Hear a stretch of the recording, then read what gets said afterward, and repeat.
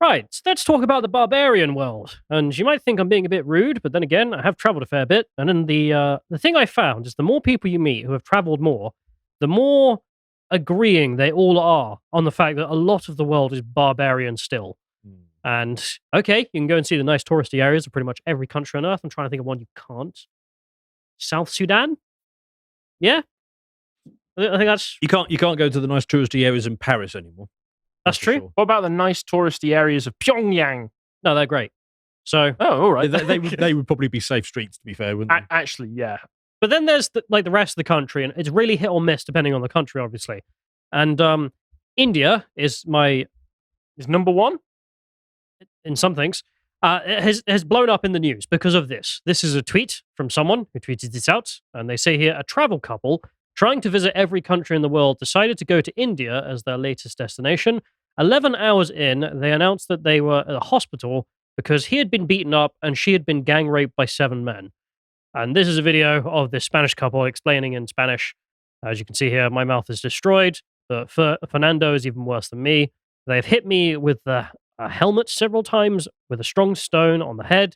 Thank goodness she was wearing the jacket that stops blows a little, which doesn't seem that relevant because she ended up getting raped by 7 men, but there we are. She didn't get beaten up that bad. But the imagery is like, just look at her face. Like, you can see the bruises. Yeah. Absolutely horrific. And as I mentioned, man, this blew up. 120 million views on that one single tweet. And this is just one person tweeting about it. Never mind all the articles, Yeah, sharing, I think blah, blah, blah, blah, blah. India is a bit of a meme globally. Most of what you tend to hear about India is that, oh, the people there, they don't know how to use the toilet. There's feces on every street.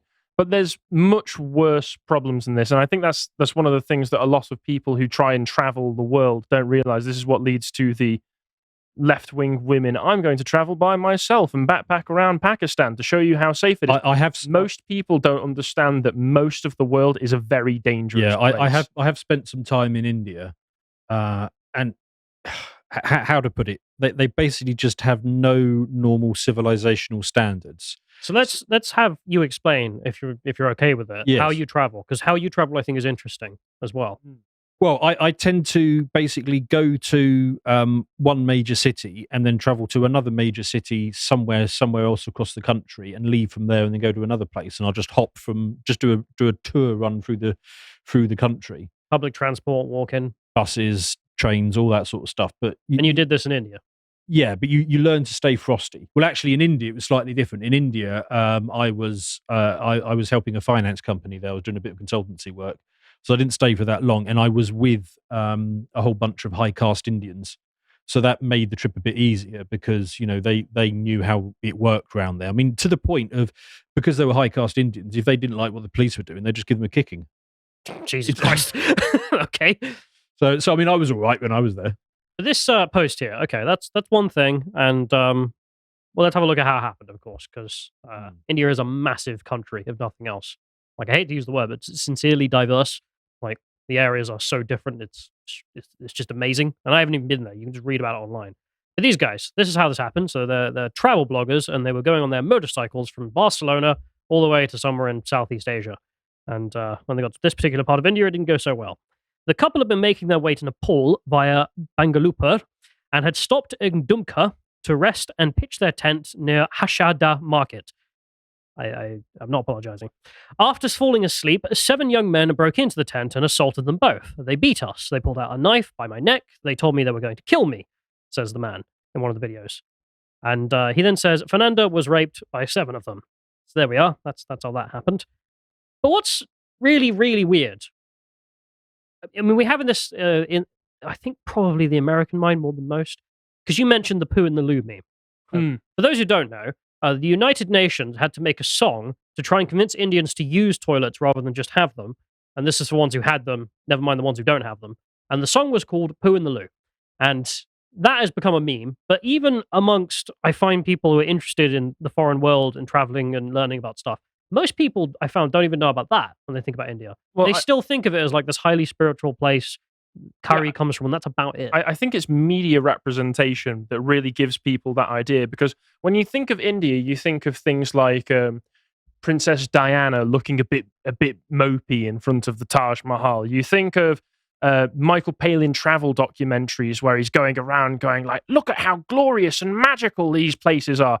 You think of Carl Pilkington having a bit of a moan about these places. You also think of, like, I watched Paul Thomas Anderson film called Darjeeling Limited, where a bunch of brothers go on a trip around India on the train so that they can connect with their spirituality. You just think of it as this place that's a bit sunny, maybe a bit dirty, maybe it's going to be a bit foreign, but overall it's going to be basically the same. A silly spiritual place where everybody just gets along and has a nice old time. That's not. I will say, as somebody who travels a lot, you really need to develop a sixth sense for where you are, and I will pick up on all sorts of things. If I'm walking through an area and I notice that the locals are looking at me not with a "oh, there's a white guy" look, but a look of concern, I know that something's up, because they think that I shouldn't be in that area, and they probably think it for a bloody good reason. So I need to stay frosty or get out. And you do need to be alive to this stuff when you travel through countries like these. A specific area as well. It seems to be particularly barbarous because, of course, then there's the difference of being a man versus being a woman in the situation. Yeah, but the worst is going to happen to me is I get robbed. That's whenever I travel, I take a second phone and a second wallet. Yeah, I'll have that, and I put them above my phone and wallet so that I can always pull out a phone and wallet if I need to. But moving on, the man in this case, the man there and his wife. Well, the man decided to put out a second video where he says, "Do not think that India is like that, because it is not true. India is a country with many good people."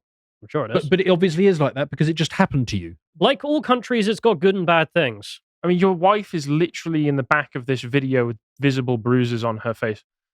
Why? This poster responds, "I'm so sorry, but trying to do the kumbaya, it's a beautiful country, please don't judge." While your wife is laying there with bruises on her face because she was gang raped by 7 men, it's pathologically insane. So I've always not always. This has been at the back of my mind for some time.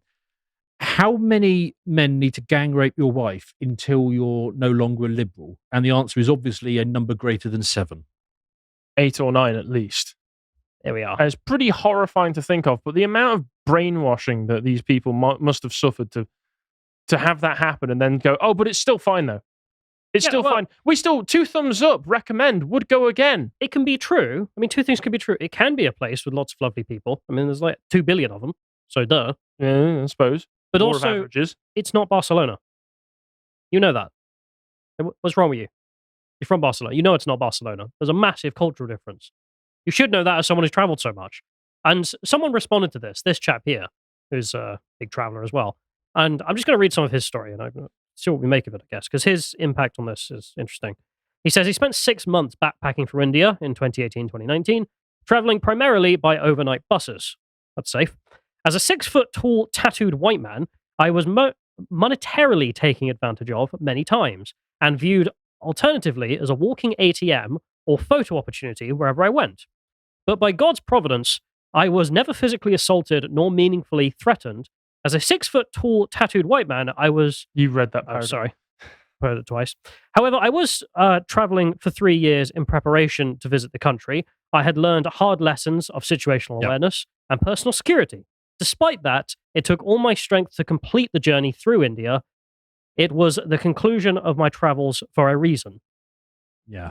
So, as somebody who spent time in India, I will never allow my daughters to go to India. It is the whole thing about sort of being creepy and rapey. It is so true. I mean, I'll give you an example. I mean, I remember in Delhi watching, because I wasn't that far away from a bit of road, a bit of overpass bit, and what you'd get these Indian prostitutes going along on the back of these tuk-tuks.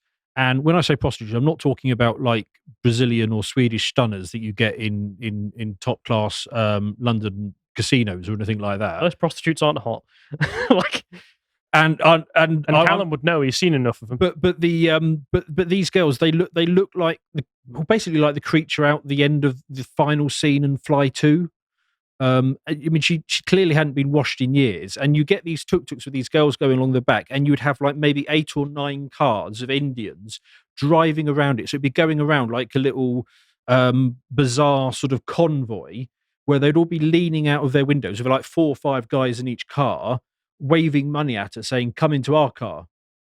And I used to watch these little convoys go past every now and again. It's like, what the hell are you guys doing? It is And that is one of many examples. It is a creepy, rapey place with no civilizational standards. People drive the wrong way around roundabouts, the wrong way down roads. People will drive blind drunk.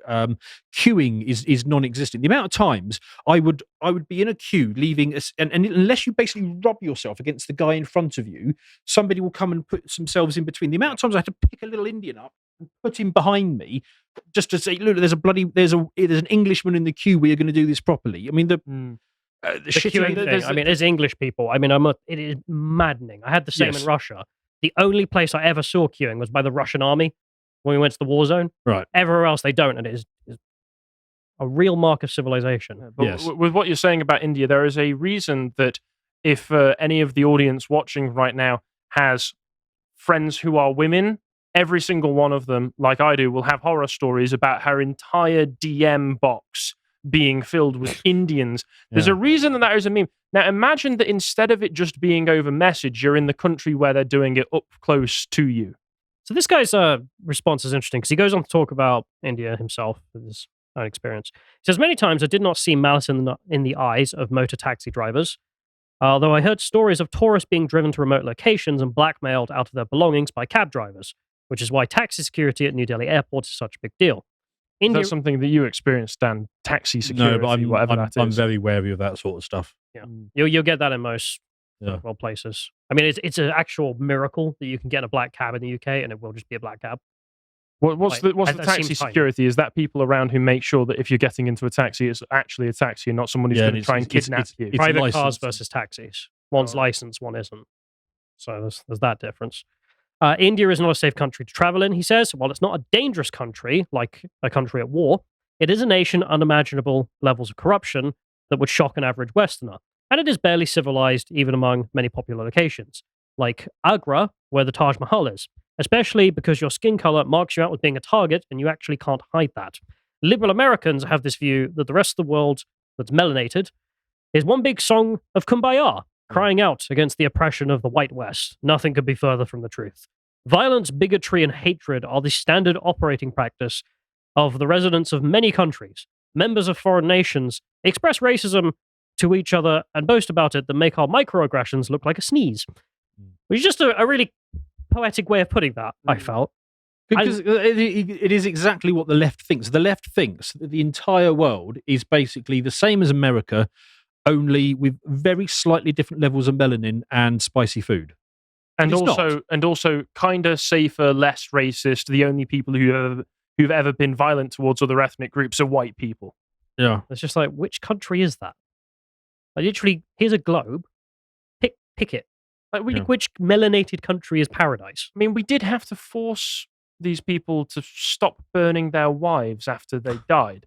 Well, he goes on here to argue about the reason for this is Christian world versus non-Christian world. That's his perspective on this. You can read it in your own time if you wish.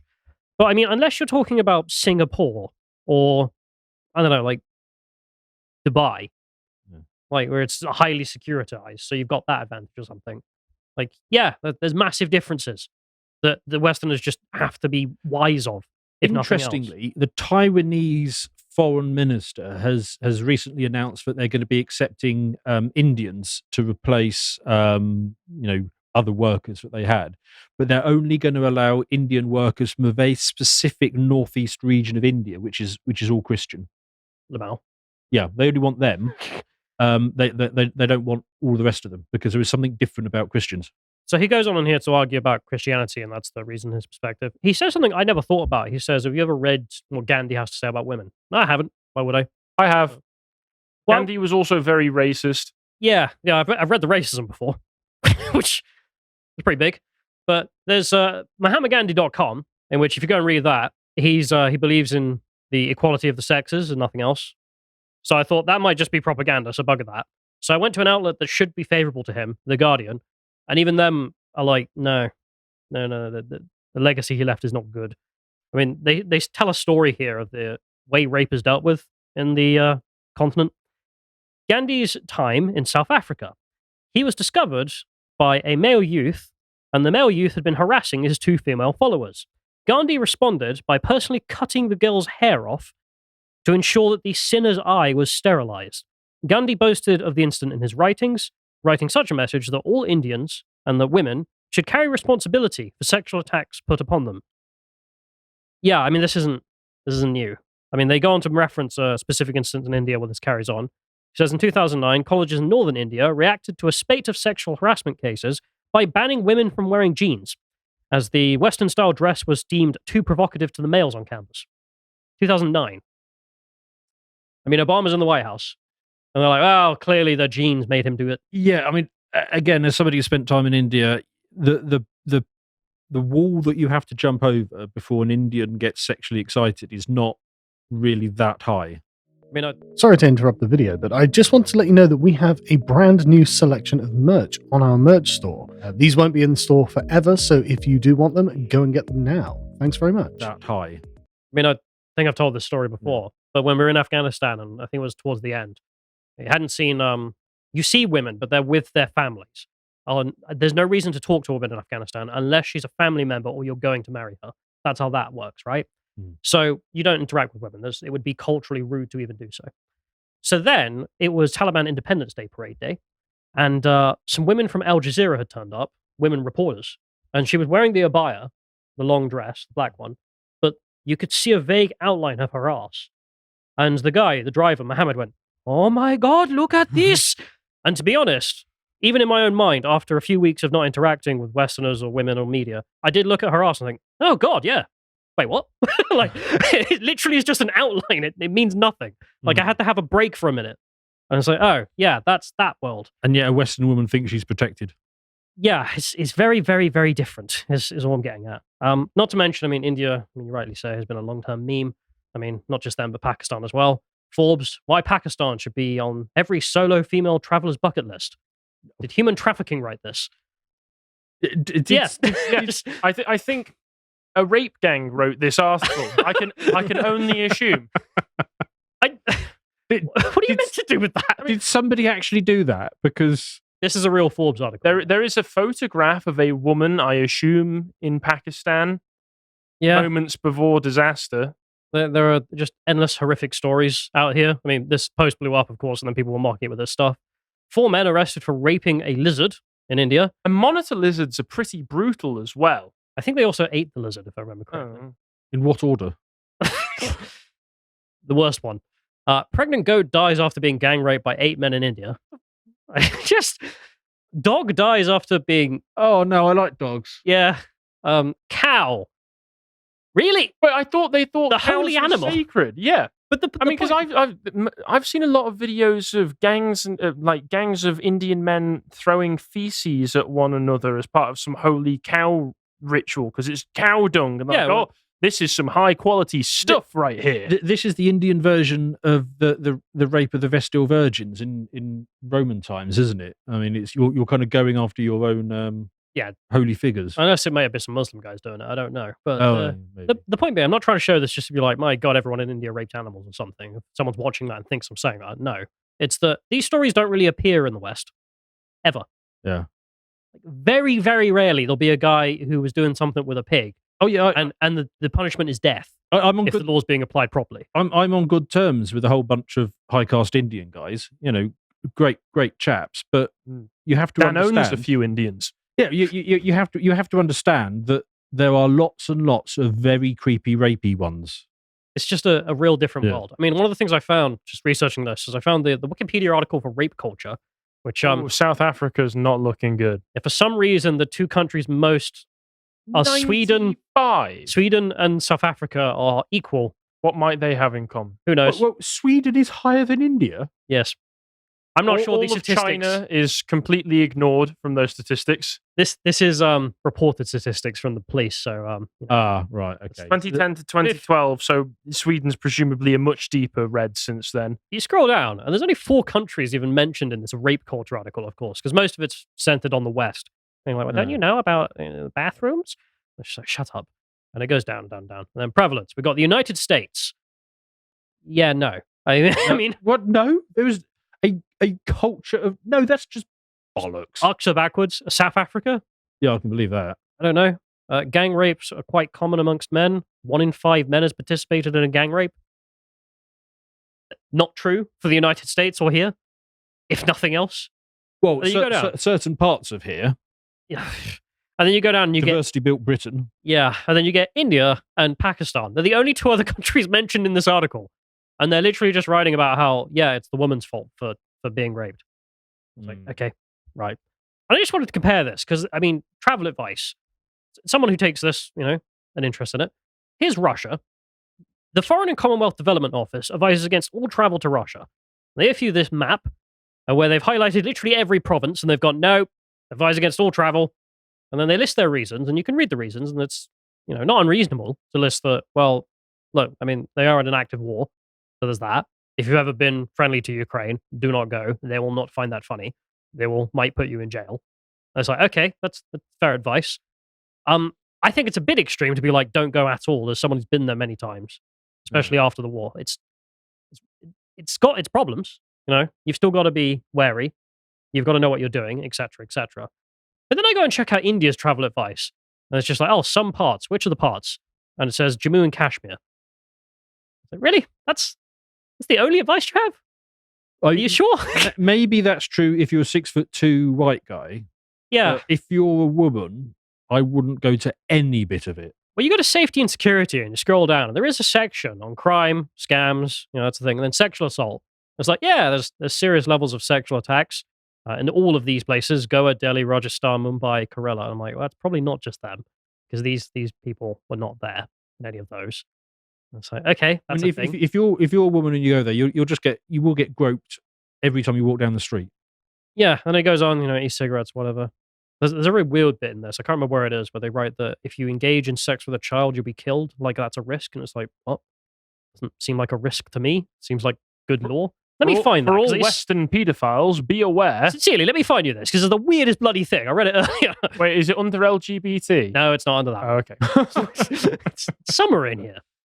John, I wonder if you can do Control F for me and just type in sex, and it will come up, because it's like child sexual crimes or something. So if you do Control F and type in the word sex, and then, sexual assault. So female travelers, all that.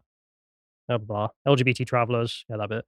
Child sex. Sexual offences against children. This is a warning from the Foreign Office. The penalties for child sex are severe. There is a minimum jail term of 20 years, which may go up to life imprisonment or death for those convicted of raping a child under the age of 12. Why is that travel advice? What is that? I'm sorry, I've never seen that before. And the Foreign Office felt this was an important thing that paedophiles should know. Yeah, British paedophiles, if you're going to India, make sure that you're not caught, because you could go... What? All of Britain's proud nonces. I mean, India has better laws. Oh, actually, hang on. Now I think about it. Actually, there are quite a lot of New Britons who might want to go back for a wedding or something. Okay. So... Yeah, the Pakistani section. Yes. But yeah, that's a thing, which yes, I don't know what to make of, but there it is. And if you go down, I mean, there's a cricket section, because of course there is, for India. I think there's another warning on here about sexual assault. Yeah, scams, local laws, alcohol. Sexual assault, there it was. If you go and visit cricket, you might be sexually assaulted. You might get raped. All right. That seems a bit more serious than most other warnings. There's a health section. Well, at least it makes cricket interesting, I suppose. Yeah. I'll end this off with just, some more video evidence. So this is Bald and Bancroft in Pakistan. And this isn't at the right timestamp for me, which is he's not looking very bold. 22:58. I may have buggered it up. I meant to have it somewhere else. That's my fault, probably. But you can see here, he's in... Can't read the date, can't read the time, can't read numbers. So this is a slum in Pakistan. And this is eerily similar to Afghanistan. Like, it's exactly the same. The noise, the smell, the people. I mean, I can still smell this image, which is weird. But that's what traveling will do to you. That looks horrible. And that's one place. And then there's this other section where Bald goes, which is kind of funny. Which is he then goes to a train station at some point here. They're on the train, and they're seeing the local surroundings and whatnot. I mean, I don't have to tell you, just looking at that, it's a different world. That's the whole point in this section, is just say it's a very different world, to say the least. The idea that it's just kumbaya because spiritualism, it's not. It's just not. And the funny thing about this, though, is you can see him walking around. Look at that. Jacobabad is the name of this place, because it's named after an English explorer named Jacob. And as you can see here, the train station is still in exactly the same state that we left it. Office of the Yard Supervisor. Because the guy who was instructed to do it just didn't... Well, wrote it in English. Well, if you have a look at old spellings of English in the 1800s, it's not consistent. Modern consistent spelling is quite new, weirdly enough. You'd expect it after the printing press, but it doesn't really come about till like the late 1800s, 1900s. And even then, that's how they wrote the word supervisor. Just did it phonetically, yeah. And then he's looking around, and the whole place is exactly as we left it. The whole scene is the same as it would have been in 1910 in this place. Hey, what's this video as well? India sucks, don't ever come here. Small-brained American. 3.9 million views. That wasn't a plan by me. That's just where organic the YouTube. algorithm is taking you. But there we are. Oh, you hate Pakistan? You'll hate India too. But Bolt's actually showing off Pakistan as... Wait, isn't the... Yeah. Is it the Google CEO, the YouTube CEO was Susan Wojcicki, probably replaced by an Indian? Yeah, the CEO of YouTube now is Indian, so Yeah. there we are. I'll tell you the weirdest thing about India is whenever somebody found out I was English, almost all of them immediately said to me, I wish you guys would come back and be in charge again. Because the corruption is that bad. I can understand. But what was the point in all this? So I just wanted to show you off a horrible story, which is blown up, and just remind everyone, yeah, it's really, really different. Really take this stuff seriously. Because if you don't, it's not you get robbed of your fake phone. Really bad things happen. So there we are. If you appreciated that episode from the podcast of the Lotus Eaters, you can go to lotuseaters.com to get access to all the premium content that's on the site, such as the Symposium series, this episode on the evil side of welfare. If you'd like to find out what else is being put out, you can follow on Twitter at lotuseaters_com on Twitter. Thank you and goodbye.